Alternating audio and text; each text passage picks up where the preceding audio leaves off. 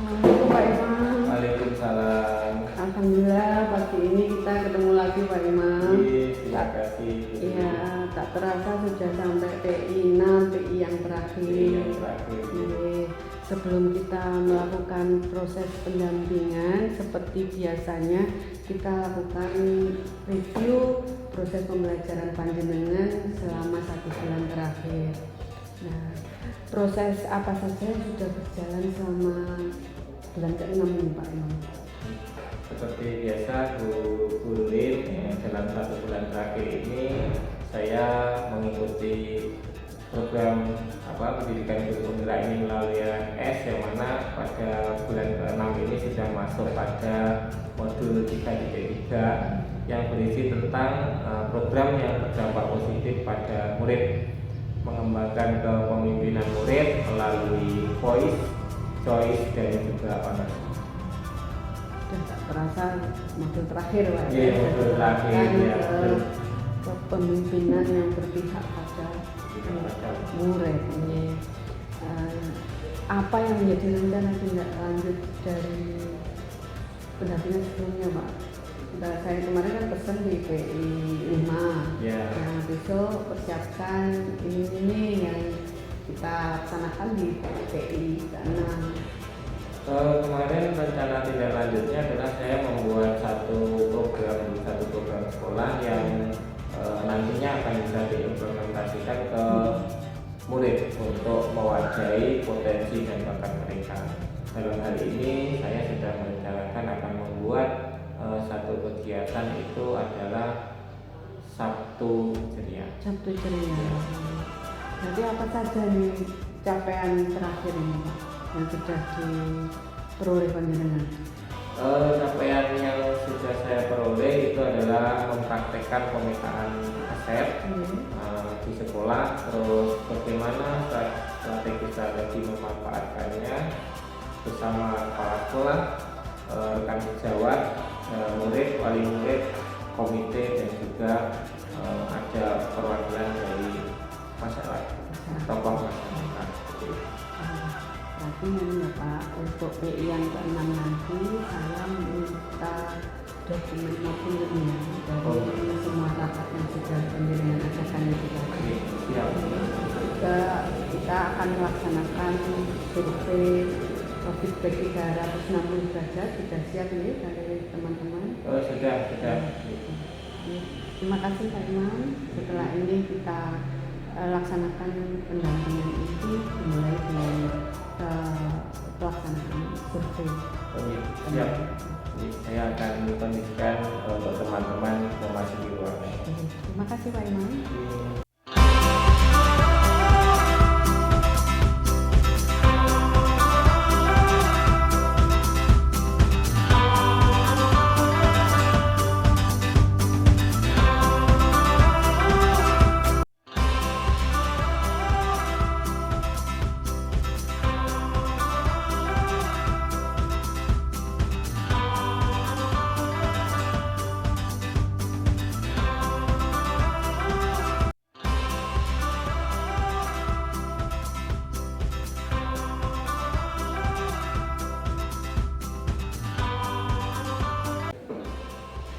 Baiklah Pak Imam, sekarang saatnya kita melakukan pendampingan inti. Karena pengambilan survei tadi sudah langsung dengan lancar, alhamdulillah. Sekarang kita masuk inti yang pertama, refleksi hasil survei feedback 360 derajat. Nah, berdasarkan hasil feedback tadi dari kepala sekolah, rekan sejawat, dari siswa, apa yang menurut responden yang perlu diperbaiki dari kompetensi Pak Imam sebagai guru penggerak menurut masing-masing mereka?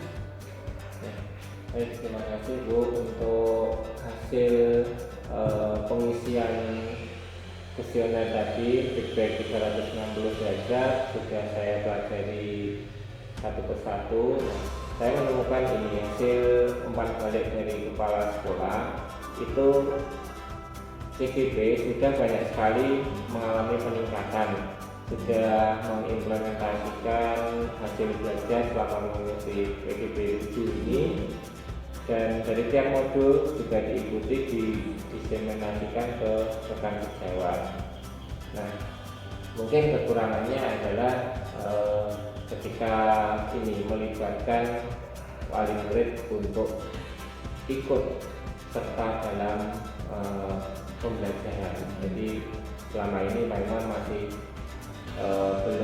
belum begitu sering melibatkan wali murid atau tokoh masyarakat ke dalam pembelajaran. Itu menurut kepala sekolah. Kalau menurut rekan sejawat? Kalau menurut rekan sejawat itu hampir sama, sudah mampu menggerakkan rekan sejawat, terus mengimplementasikan ilmu yang didapat di sekolah. Bahkan kemarin ada salah satu dari rekan sejawat itu sangat senang sekali bisa di coaching seperti itu. Namun ada beberapa rekan sejawat yang lain ini nunggu di coaching, ya seperti itu mungkin saya masih harus meluangkan waktu untuk teman-teman untuk proses coaching yang berikutnya. Luar biasa berarti animu dari teman-teman. Iya. Kalau dari sisi siswa Pak? Nah, dari sisi siswa mereka sangat senang dengan adanya banyak perubahan dalam sistem belajar, seperti perhatian ke masing-masing anak atau pembelajaran berdiferensiasi, terus perhatian pada kebutuhan sosial emosionalnya murid, penggunaan media pembelajaran yang bervariasi bermacam-macam, terus juga mereka senang sekarang Pak Imam sudah mulai mengembangkan kepemimpinan murid. Itu menurut murid-murid saya. Dan yang kurang mungkin ini memfasilitasi murid yang mempunyai kemampuan lebih. Ya, jadi mereka ingin dilibatkan dalam untuk sama-sama membimbing temannya atau teman sejawat. Itu yang iya, itu ada juga saya berpendapat seperti itu. Porsinya harus ditambah. Iya, betul. Berarti itu tadi secara umum baik Bapak Kepala Sekolah, rekan sejawat dari siswa sudah mengapresiasi hasil pembelajaran panjenengan dalam PGB progres yang sudah panjenengan miliki lagi. Apa rencana Pak Imam ke depannya untuk dilakukan mengenai kompetensi panjenengan sebagai guru penggerak? Baik, itu yang pertama saya akan tetap dan terus mengembangkan diri Bu, walaupun nanti istilahnya PGB sudah selesai, akan tetap mengembangkan diri, mengembangkan kompetensi yang ada di rekan-rekan, berbagi, berkolaborasi, terus berpartisipasi aktif dalam jaring organisasi seperti PGRI atau KKJ demi untuk melibatkan kolaborasi dalam saya menyampaikan apa yang sedang saya pelajari, atau istilahnya berbagi praktik baik seperti itu. Yang berikutnya saya berharap dapat mewujudkan kepemimpinan dalam lingkungan belajar dan komunitas belajar, dan yang terakhir mampu menjadi pemimpin dalam memimpin program pengembangan. Itu. Rencana Pak Imam ada 3-4 kelompok besar itu. Ya. Nah, itu tadi kan mencakup semuanya ya, rencana ini itu sudah komplit. Nah, itu tentunya melibatkan banyak pihak juga. Ya, betul. Siapa saja yang akan melibatkan untuk meningkatkan kompetensi panjenengan kita? Ya. Tentunya nanti yang akan terlibat itu dalam lingkup yang bersinggungan langsung dengan saya pasti pemangku kebijakan, yaitu utamanya adalah Bapak Kepala Sekolah, terus ada rekan sejawat di sekolah, dan ada murid. Nah, nanti setelah itu sudah sudah tercover, baru saya akan melebar ke wali murid, komite sekolah, tokoh masyarakat, komunitas praktisi, atau bahkan nanti nyampe ke pemangku kebijakan, mungkin ke pengawas atau ke dinas seperti itu. Ini lengkap sekali.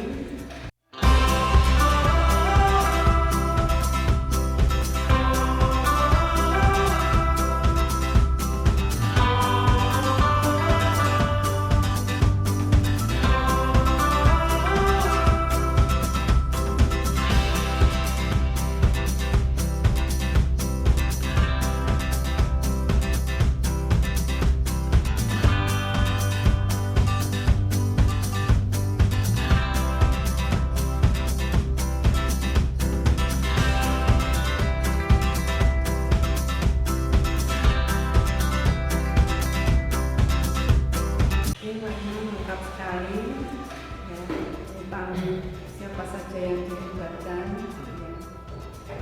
Mungkin sekarang melanjutkan ke bagian ini yang kedua, tentang refleksi perubahan dalam pembelajaran. Ngomong-ngomong kita sudah memasuki bulan terakhir, titik terakhir menjelang kelulusan panjenengan di PGP Angkatan 7 ini. Nah, menurut panjenengan yang sudah menjalani ini, perubahan apa yang panjenengan rasakan berkaitan dengan kompetensi panjenengan sebagai seorang guru setelah mengikuti pembelajaran selama 6 bulan? Ada 3 hal utama yang menurut saya sudah mampu membuat perubahan. Itu yang pertama, ada titik dalam kelas, yaitu dalam pembelajaran. Saya sudah mampu menerapkan pembelajaran berdiferensiasi dan juga menerapkan kompetensi sosial emosional di dalam pembelajaran. Itu dalam pembelajaran di kelas. Terus di lingkup sekolah, ini saya sudah mampu berbagi dengan rekan-rekan. Bahkan kemarin ketika Bapak Kepala Sekolah saya ajak diskusi tentang visi sekolah, saya malah dijadikan leader untuk teman-teman dalam membahas visi sekolah yang baru, seperti itu. Dan di lingkup yang lebih luas lagi, di dalam komunitas praktisi, di sini saya ada di dalam KKG kelas 6 Kecamatan Silopuro. Saya sudah mampu berbagi praktik baik, bahkan sebagian dari pembelajaran yang ada di PGP itu saya kenalkan ke rekan-rekan KKG kelas 6.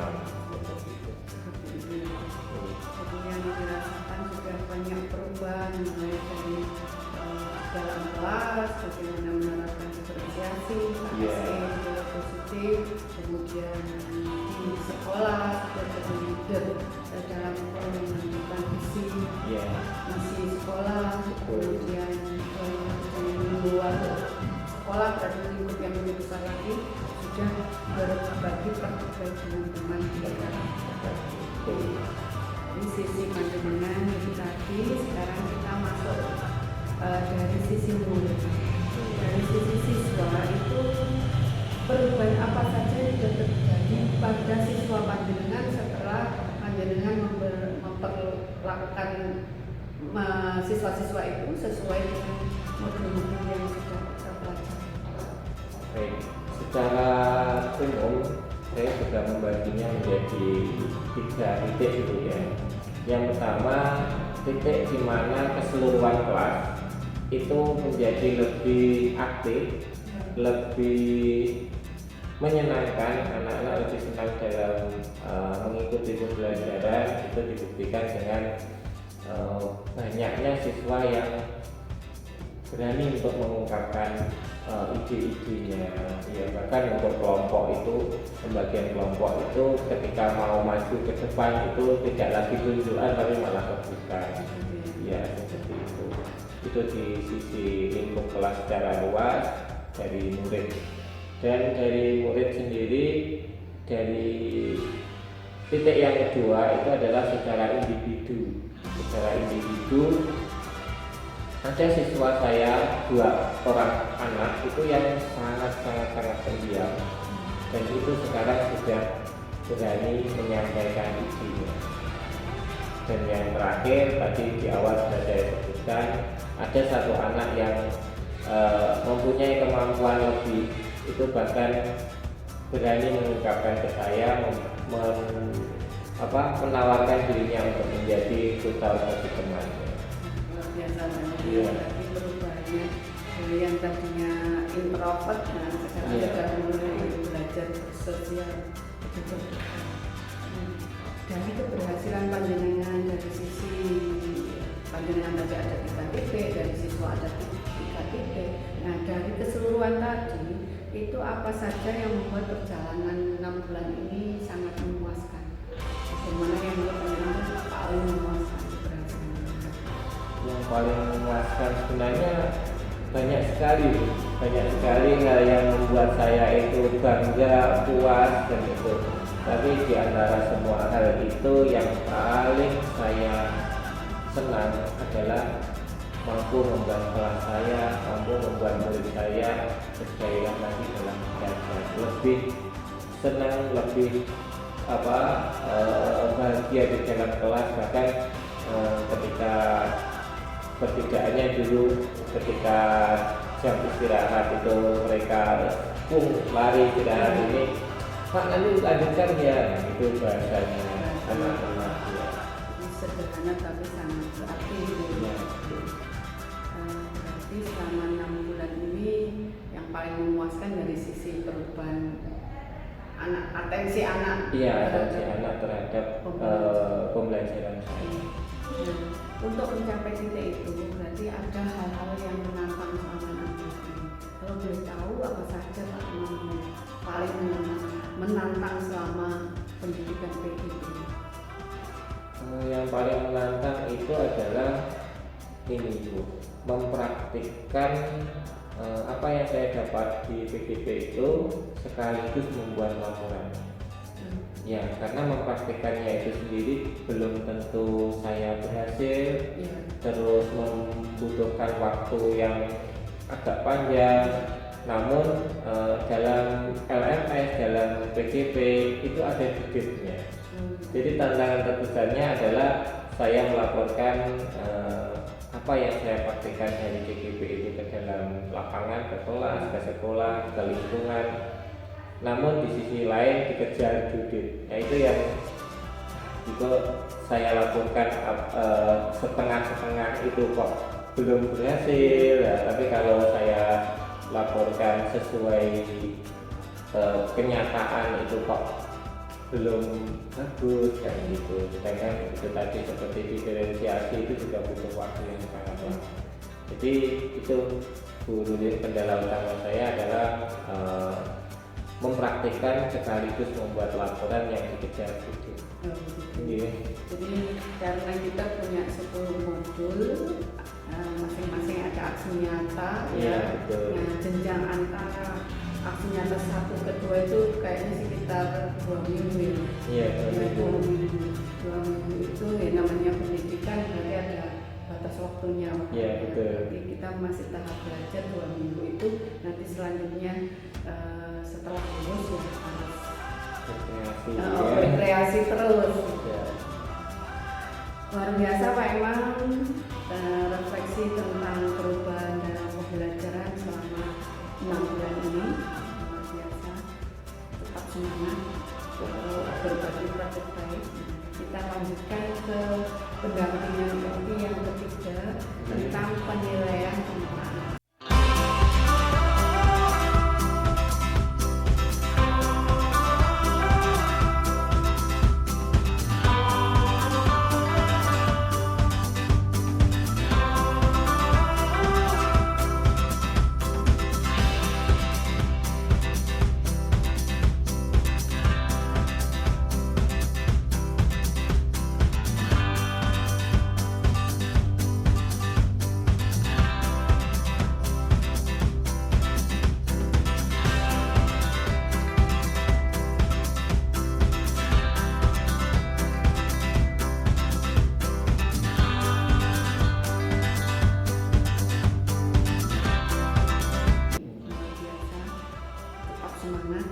untuk berbagi praktik baik.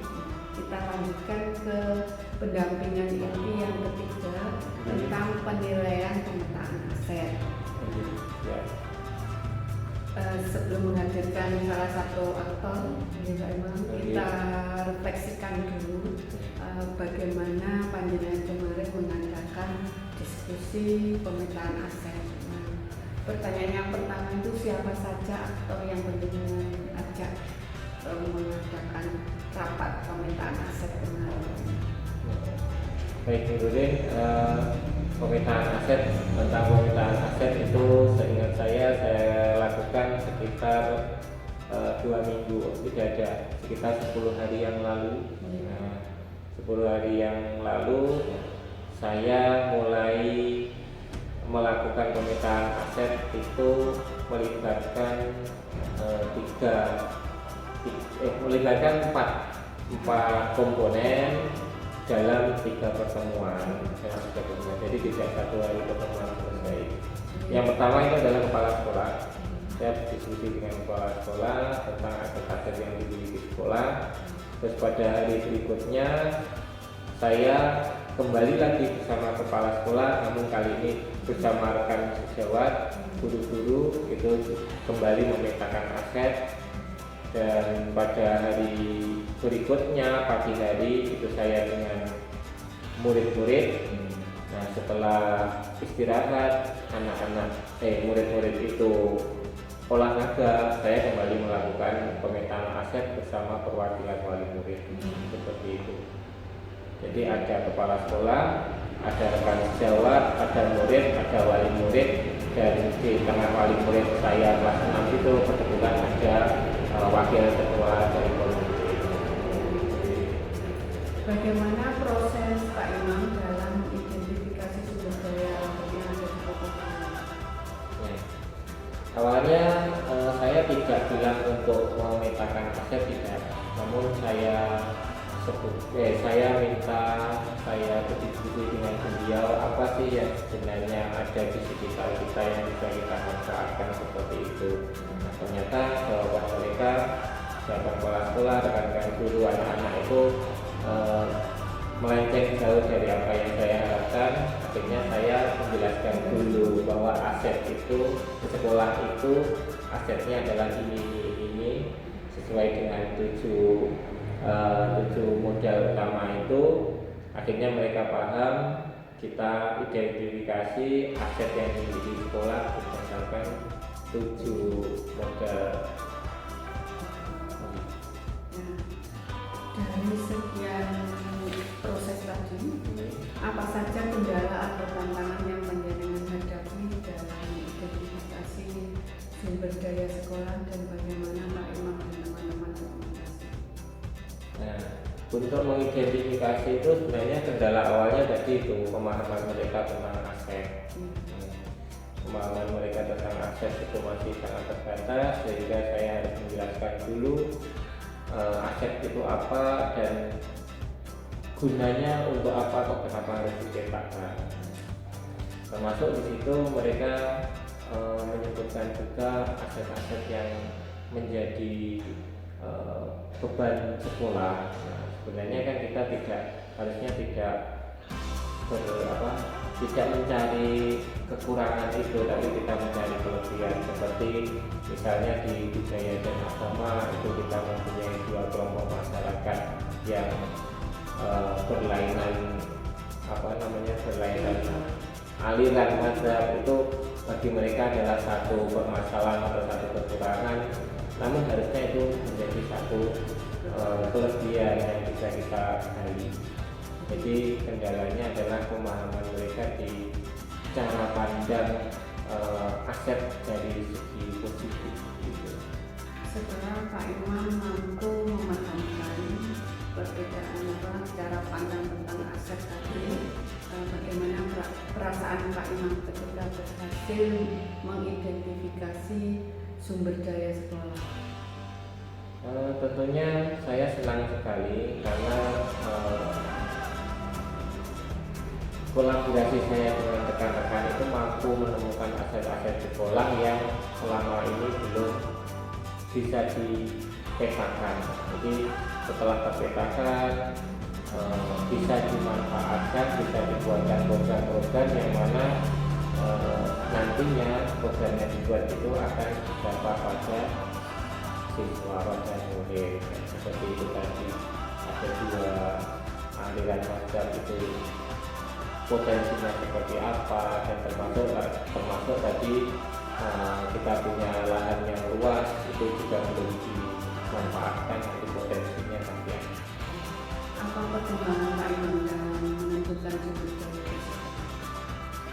Pertimbangannya utamanya pasti benar-benar real ada di sekitar sekolah, dan dari aset-aset yang ada di sekitar sekolah itu saya sampaikan ke teman-teman, kita lihat dari basis kekuatan yang dimiliki. Jadi untuk sisi kekurangan itu kita skip aja. Intinya berdasarkan pertimbangan kekuatan. Iya, betul. Terus setelah berhasil ini semua ditata, dikelompokkan, identifikasi sesuai tujuan modal, apakah ada yang masih terselip dan belum masuk dalam proses identifikasi tadi selama proses diskusi kemarin? Ya, saya kira ada ini. Kemarin itu terlalu fokus pada aset-aset fisik yang ada di sekolah, lalu saya sampai kelupaan itu bahwa di belakang kita punya kebun yang sangat luas yang belum dimanfaatkan. Itu saya dan teman-teman kok malah lupa bukan itu ya, padahal itu bisa digunakan untuk proyek anak-anak dalam, jadi itu yang kita lewati. Ada besar sekali. Iya, ini ada luas sekian ini. Panjangnya bisa sampai 100 meter. Ini kalau menurut petok tanahnya ini 72 meter. Ya, 72 meter. Oke Pak Imam, saya rasa itu cukup. Nanti hasil identifikasi itu pasti penting untuk pemetaan lagi, pengembangan lagi tahun ajaran baru besok. Terima kasih Pak Imam. Setelah ini mohon dihadirkan temannya untuk prospek lagi tentang pemetaan hasil. Ya, kepala sekolah atau guru saja ya. Nanti akan saya mengirimkan satu rekan guru untuk prospek pemetaan hasil. Terima kasih Pak Imam. Oke, sama-sama.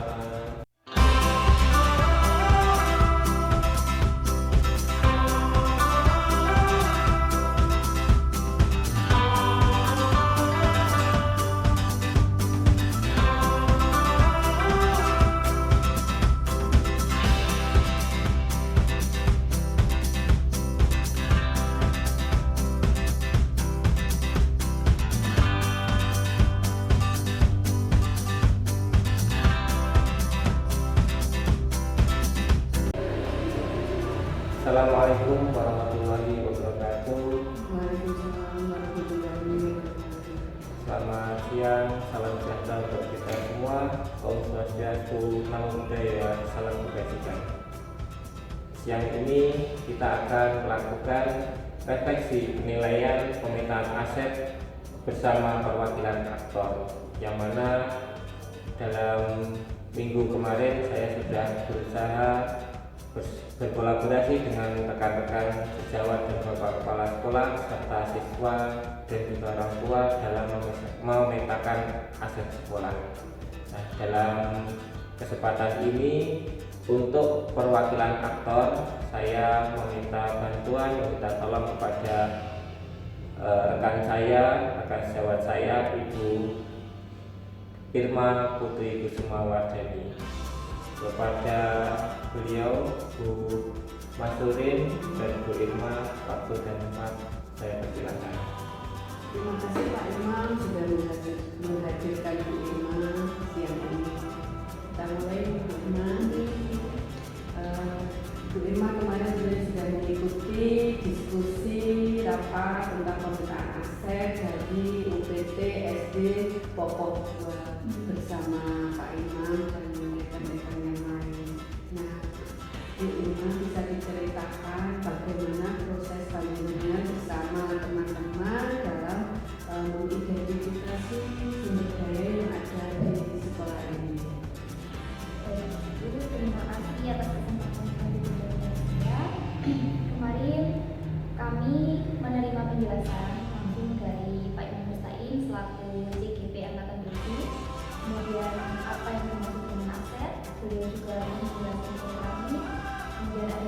pemetaan aset dan jenis-jenis pengelolaan aset, juga ada strategi pemanfaatan aset. Kemudian bersama dengan Pak Imam Sain selaku PPT, kita juga memetakan aset yang ada di sekolah dan strategi pemanfaatan. Jadi awalnya Pak Imam menjelaskan dulu aset itu apa namanya, identifikasi apa saja, yang termasuk apa saja. Akhirnya sampai proses identifikasi dikelompokkan menjadi 7 kelompok aset. Jadi serangkaian proses mulai penjelasan sampai proses identifikasi apa saja kendala atau tantangan yang sudah Bu Irma lalui dalam kegiatan tersebut dan bagaimana mengatasinya. Dari kegiatan tersebut dalam pemetaan aset, tantangannya itu pada awalnya kita langsung diajak untuk mengidentifikasi itu tanpa memetakan, sehingga pada akhirnya hal tersebut jadi rancu dan bingung dalam strategi pemanfaatannya. Kemudian kami bertanya kepada Pak Imam Sain selaku DPP Angkatan 7, kemudian kita berdiskusi bersama untuk memetakan sesuai dengan 7 model aset dan strategi pemanfaatannya. Jadi tidak langsung tiba-tiba bisa mengidentifikasi. Jadi kita menyamakan persepsi dulu bagaimana sih yang dimaksud aset itu apa saja. Jadi penjelasan dari Pak Imam, kemudian proses diskusi, baru bisa memetakan. Hasilnya sampai selesai. Alhamdulillah sampai selesai.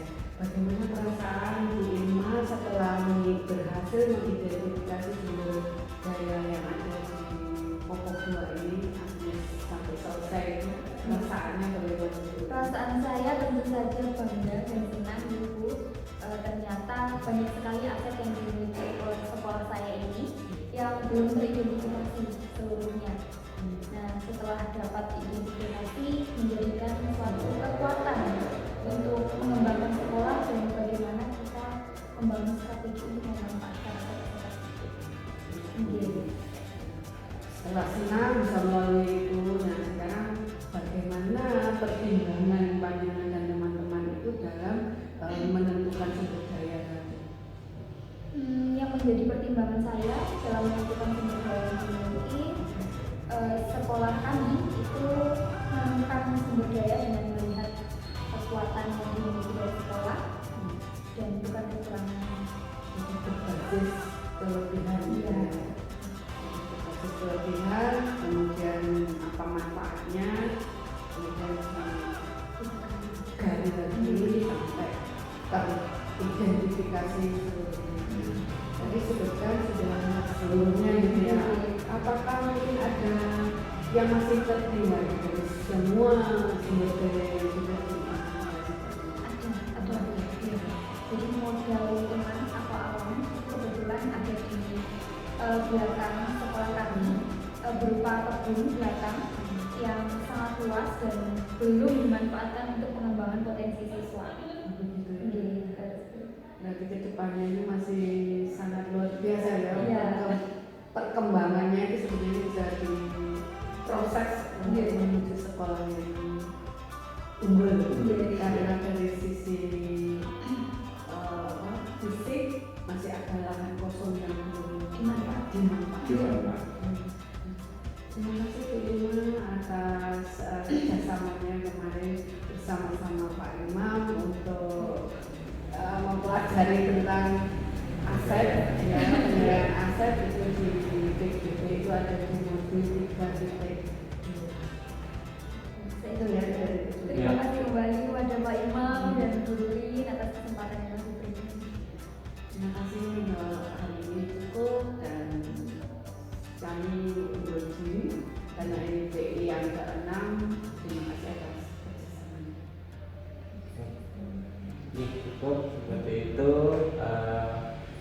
rekan-rekan sekalian, itulah tadi wawancara refleksi penilaian pemetaan aset keperwakilan aktor yang ada di UPD SMC Popo 2, yang mana 2 minggu kemarin sudah kita petakan asetnya bersama Bapak Ibu guru, Bapak Kepala Sekolah, wali murid, ada komite dan juga ada anak-anak.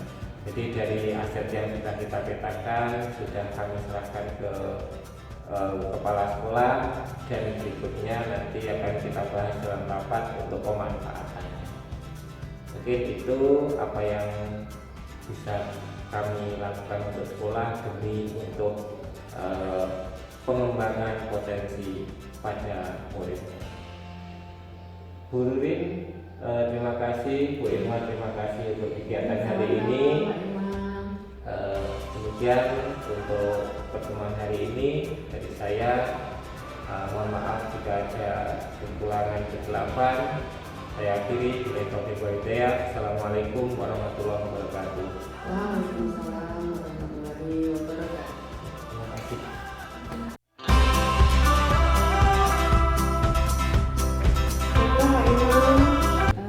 Siang ini kita sudah memasuki akhir pendampingan.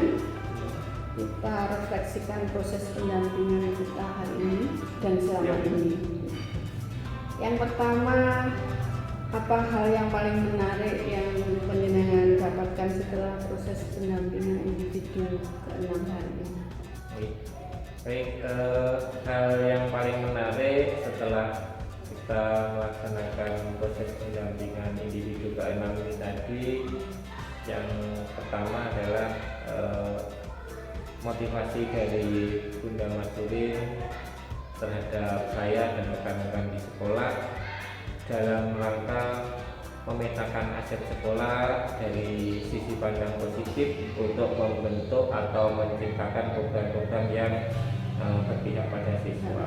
Nah, tentunya tadi saya sudah menyampaikan review pembelajaran, saya sampaikan hasil-hasil pemetaan aset, kemudian mendapatkan umpan balik dari panjenengan. Itu membuat saya sangat termotivasi, membuat saya yakin untuk terus bergerak menemukan potensi-potensi yang ada di sekolah ini untuk menciptakan program-program yang berpihak pada murid.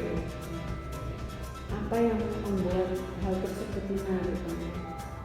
Karena begini, di awal PGP ini ada filosofi kreatif yang mana guru itu menghamba pada siswa. Nah, di situ sudah menjadi pegangan saya, sudah tertanam dalam hati saya, apapun yang saya lakukan di sekolah ini adalah untuk siswa.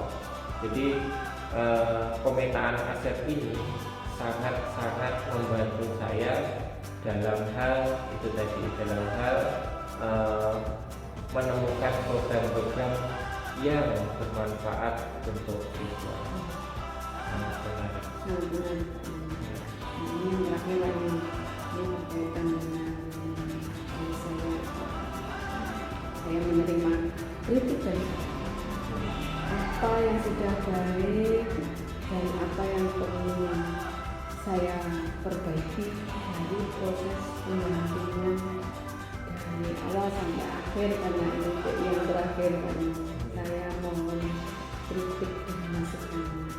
Ya, yang sudah baik Bu Masurin nih, yang pertama yang baik dulu kita sampaikan bahwa panjenengan sudah sangat membantu saya, sudah dengan tertib melaksanakan pendampingan individu mulai dari 1 hingga 6 ini, membantu saya lebih memahami materi-materi yang ada di dalam program guru penggerak ini, dan juga kelebihan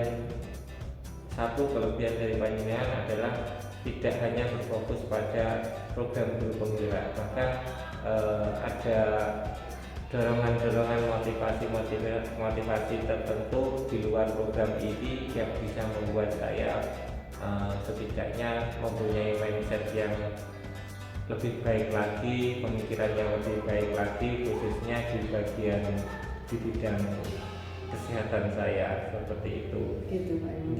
Terus yang saya rasa yang perlu diperbaiki komunikasi untuk persiapan itu. Jadi terkadang dengan padatnya jadwal kami sebagai guru ya kepada siswa, terus ada tugas-tugas itu untuk komunikasi persiapan ini besok harus menyiapkan ini itu mungkin panjenengan harus lebih cerewet lagi ke CGB-nya supaya CGB-nya itu benar-benar siap. Nanti kalau CGB itu tidak di situ kan kurang greget gitu ya. Padahal panjenengan sudah menyampaikan besok itu harusnya gini kayak gitu. Tapi dari kitanya yang kurang bergerak, maka saya mohon kepada Bu Nuril agar lebih cerewet lagi ke CGB-nya. Seperti itu. Terima kasih Pak Imam. Nah ini yang saya tunggu. Terima kasih masukannya. Ini perbaiknya terus. Berarti komunikasi saya akan saya lebih intens untuk proses penyampaian kepada ke depan. Terima kasih Pak Imam atas hari ini kita sudah bekerja sama dalam menyampaikan itu yang keenam yang terakhir kurang 7% mungkin ya.